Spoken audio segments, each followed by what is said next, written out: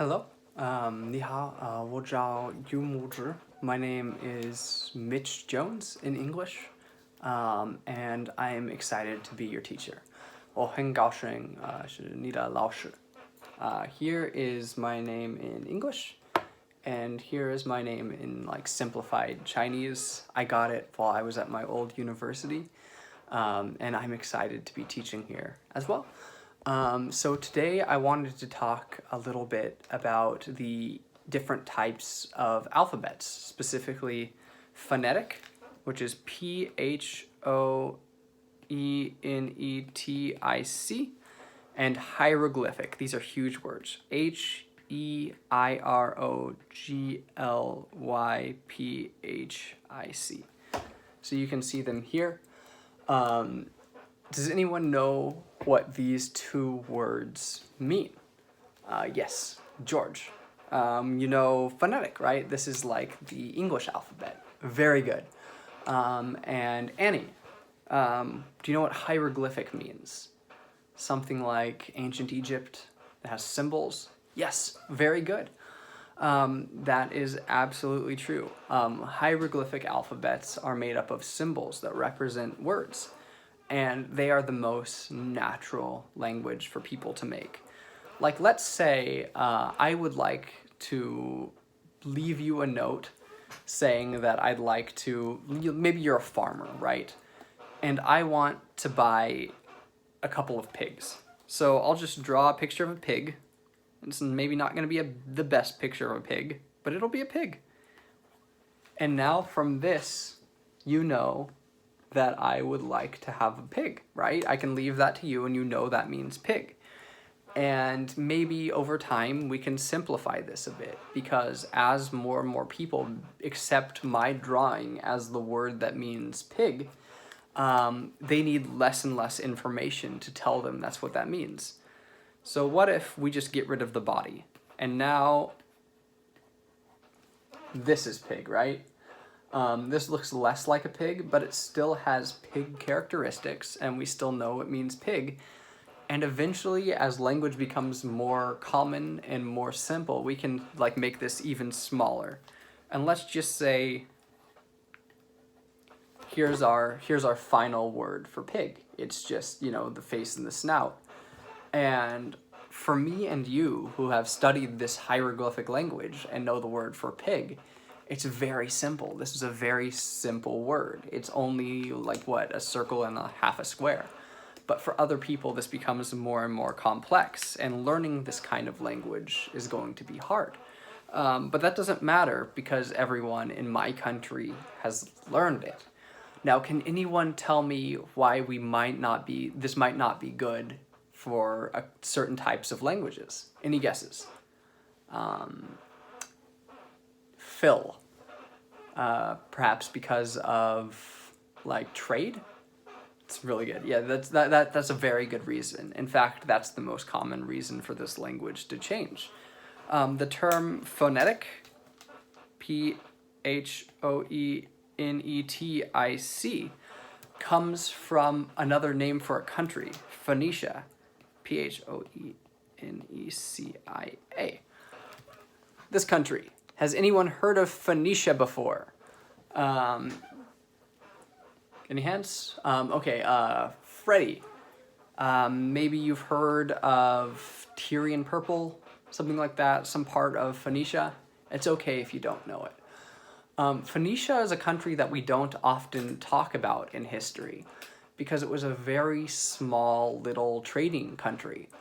And what they would do is they would take these mollusks, these like kind of sea snails, and they would catch a ton of them. And then they would get a hammer and pound these snails to death. And when you do that, you get this little tiny little organ inside the snail. And it makes things purple. And if you catch a lot of these, you can turn entire pieces of clothing purple. So right now I'm wearing a white shirt with hundreds and hundreds of little tiny snails. I can turn this white shirt into a purple shirt. And at the time, because purple dye was so expensive and hard to make, it became a symbol of royalty. And you can see this in a lot of old pictures, like a lot of old European and Middle Eastern royalty, where purple and red and yellow, because they are hard colors to make clothing be, and typically the yellow was gold. And that was how Phoenicia made money. And they wanted to trade with other countries, because you can only get so much money from your own nation's royalty. So they had to come up with a language where where their words could work for multiple different languages. They can tell their people how to say certain words. So I can't just give you pig, right? Because no one in another country will understand that word means pig. So instead, what I have to do is create letters that mean sounds. So, for example, let's say this now means the p sound because it looks like part of the pig, right? This has no meaning. It's just a circle. But for our imaginary language, this would be p. And the way the Phoenicians did it, they didn't have any vowels. So they would just put a little dash here, meaning that there's a vowel sound, and then you would go on to the next word. So let's say a G is like a cross. So this would be our new pig, or they'd say pig, or pug, or they'd like throw in like peg, but it was close. And that was what helped them to trade with their people, with other people. So like say another country like said their word for pig, like in Chinese, zhu, right? Yeah, zhu.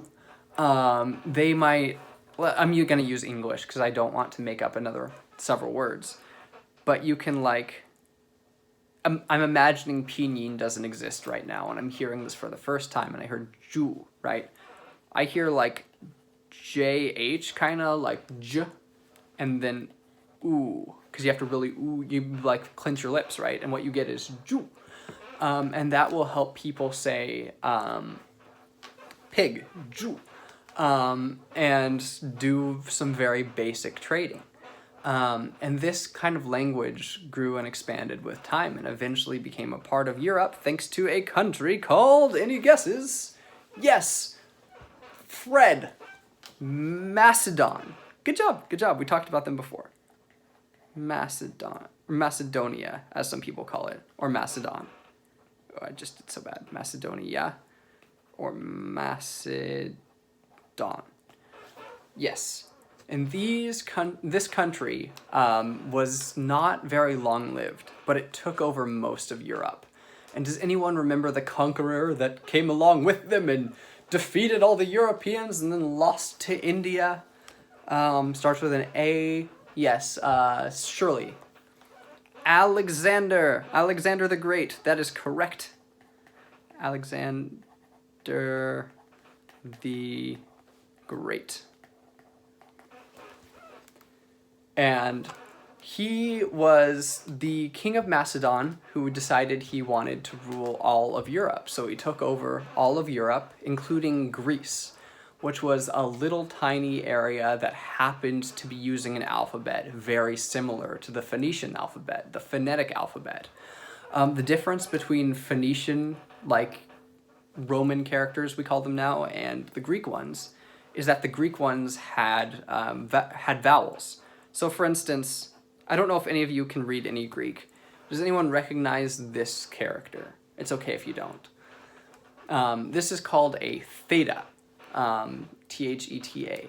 And this in ancient Greek, which you don't need to speak for this class, makes a th sound. And this is a new kind of thing that the ancient Greeks came up with. This one is called an alpha. And this was a vowel. This would make an ah sound, and they had several of these. And this allowed them to communicate much better internationally. And because of Alexander the Great's conquest and ancient Greece becoming his new favorite language because it could be spoken to, like that alphabet could be used for everyone, Europeans now use this phonetic alphabet. And it's become very convenient. No matter where you go, you can always find signs in like the Roman phonetic alphabet that we speak today. So whether you're in Korea or Japan or South America or Africa, you will always find that alphabet being used because it's an international trade language. The reason why it's an international trade language is mostly due to World Wars I and II, when America and England became really influential countries internationally. But, and also due to English colonies taking over some really gigantic countries like, most of North America or India, or, the French taking over Vietnam. It just became a very popular language.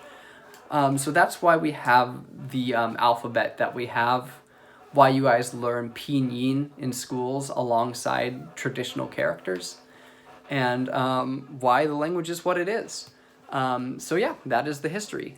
Thank you so much for your attention.